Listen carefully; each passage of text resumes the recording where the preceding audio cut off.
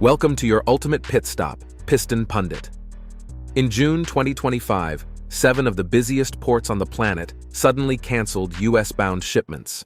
Not from storms or cyber threats, but from tariffs wielded as economic weapons. And it's not just electronics feeling the heat. These tariffs are hammering the flow of car parts, driving up prices and threatening your next repair or project. We'll show how these ports have become ground zero in a trade showdown, revealing the growing cracks in a once reliable system. Let's get into it and see how deep this goes.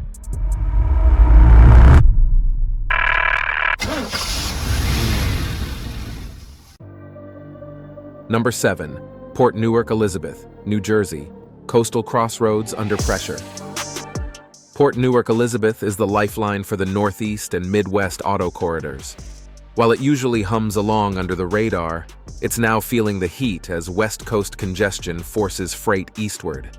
Asia East Coast container volumes have dropped nearly 18%, while blank sailings, when ships skip scheduled ports, are causing chaos at the docks. For automotive plants that count on these routes for everything from dash modules to drivetrain parts, even minor schedule slips can trigger massive delays. Local distribution centers are adjusting inventories to weather the storm, but holdups in EV electronics and drivetrain imports are causing fulfillment headaches. Newark's story is a reminder that even quiet ports can get loud when global logistics are out of sync.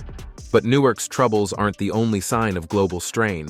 Let's take a look at how Yantian Port is testing the system's limits. Number 6. Yantian Port, Shenzhen, the bottleneck giant. Let's shift our gaze overseas to Yantian Port in Shenzhen, China. This single port funnels more than a quarter of all US-bound exports, including a hefty chunk of auto parts and accessories. After a brief tariff truce, container bookings shot up a jaw-dropping 277%. While that surge might sound promising, it's actually clogging up the lanes and creating a port-level traffic jam. Long-term contracts are hogging the available space, leaving spot shippers, like many aftermarket parts makers, scrambling for room. Meanwhile, US ports aren't exactly rolling out the red carpet to receive the flood of goods. The result? Both ends of the Pacific are locked in congestion, with auto part manufacturers feeling the pinch. Even though supply might rebound in July, the schedule remains as murky as a foggy racetrack. With that global bottleneck in mind, let's steer back to the US and see how the Port of Savannah is juggling this surge. Number 5. Port of Savannah, the East Coast's rising star, with growing pains.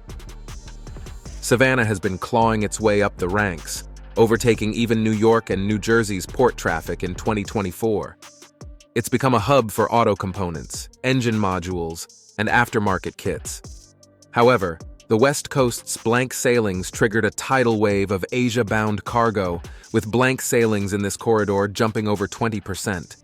Freight costs fell, making Savannah a more appealing port of entry, but that's only shifted the burden inland.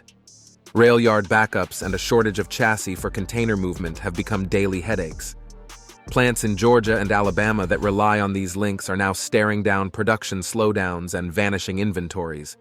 Savannah may be a rising star, but its infrastructure hasn't yet caught up to the surge, leaving dealerships and repair shops high and dry. Before we push ahead, don't forget to smash that like and subscribe button. Your support helps us reach more auto enthusiasts just like you. Alright, let's keep rolling and see how Seattle and Tacoma are faring in this global shipping crisis. Number 4. Seattle and Tacoma, Northwest Seaport Alliance. Northern grit under siege.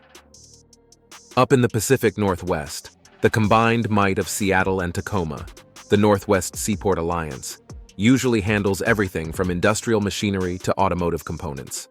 But after a frantic rush to beat the tariffs in March, volumes took a nosedive.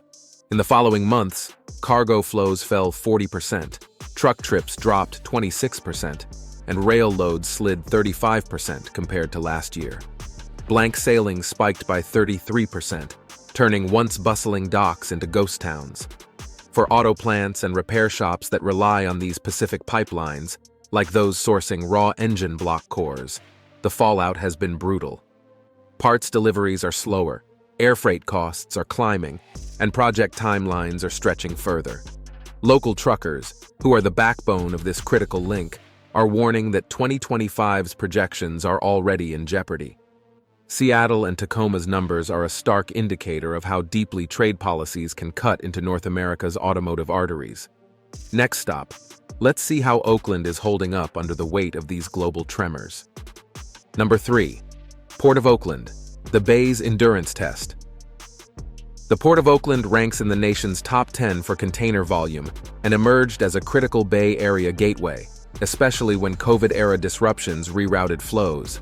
It's a conduit for gearboxes, sensors, and engine kits that power the western states.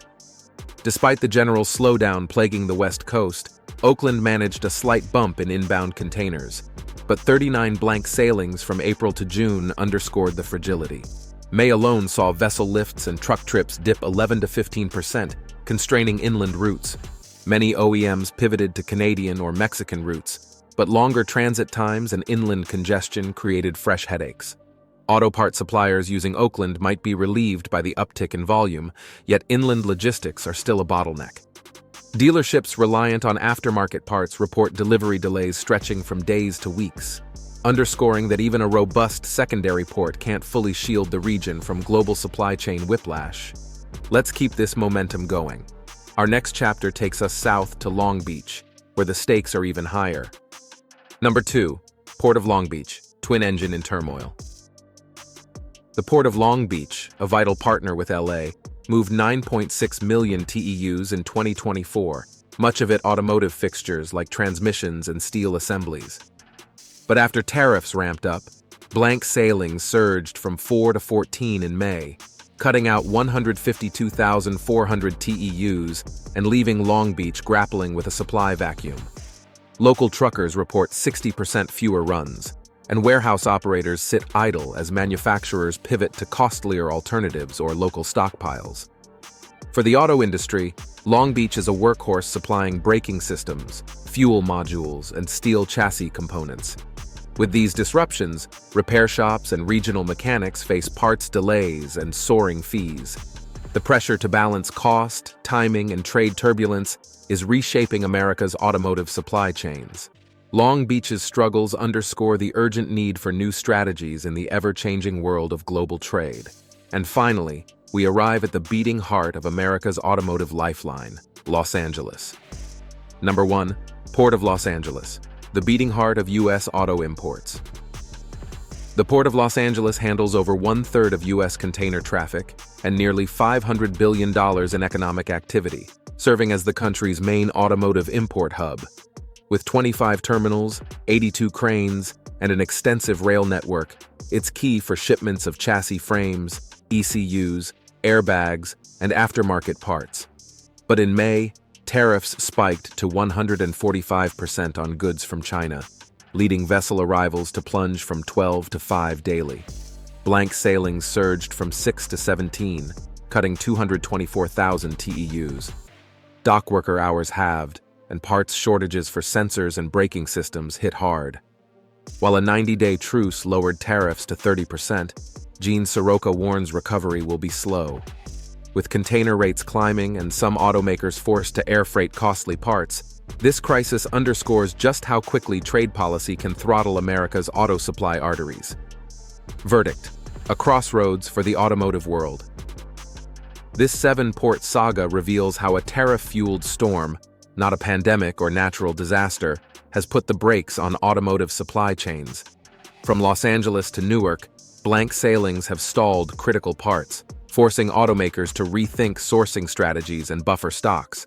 So, we at Piston Pundit want to know, how have these port disruptions impacted your automotive projects or repairs? Are you seeing longer wait times for parts or service at your local shop? What's your biggest concern about the future of automotive supply chains? Drop your answers in the comments below.